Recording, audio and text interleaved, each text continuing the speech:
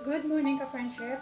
Today's video ay magluluto tayo ng opo or battle gourd with pork and shrimp. Okay, so please watch this video until the end.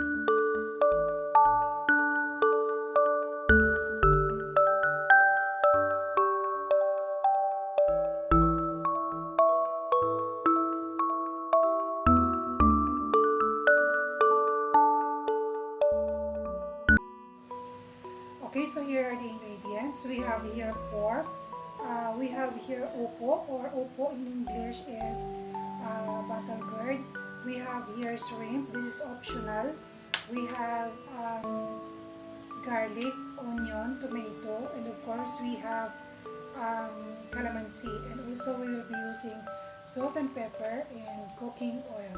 And also we will be using later water. Okay, so let's do the wrap. What we're going to do first is igigisa natin yung pork natin. Oops. Lalagay tayo ng konting oil.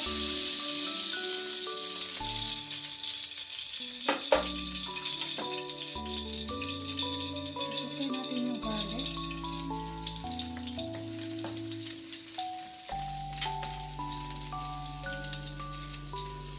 Onion.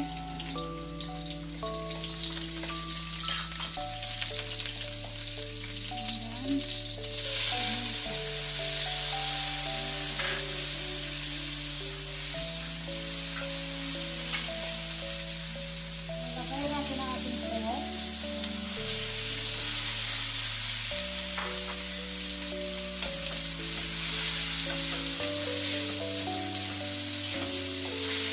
Igigisa lang natin ito hanggang maging golden brown. Lagyan natin ng salt and pepper.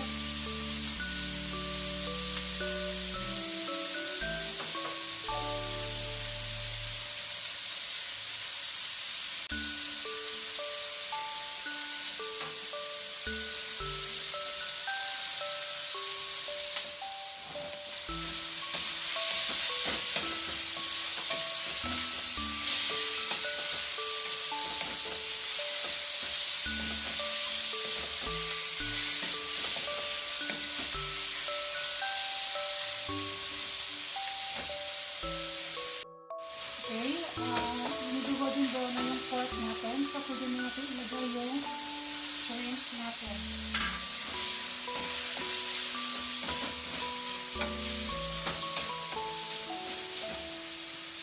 Lagyan natin ng tubig.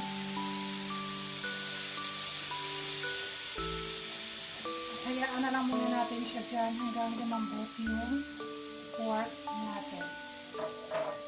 Okay ka-friendship, ito na yung pork natin. So, pwede na natin ilagay yung opo natin or battle gourd.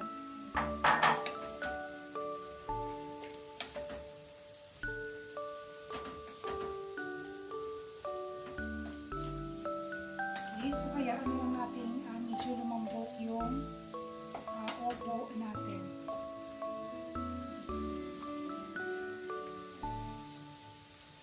Luto na ka-friendship yung battle gourd natin. So what we're going to do next is lagyan natin ng calamansi to enhance the flavor of the food. Okay, so ayan na siya ka-friendship. Luto na yung ginisang opo natin with pork and shrimp or ginisang battle gourd. Chef, ito na yung finished product natin. Okay?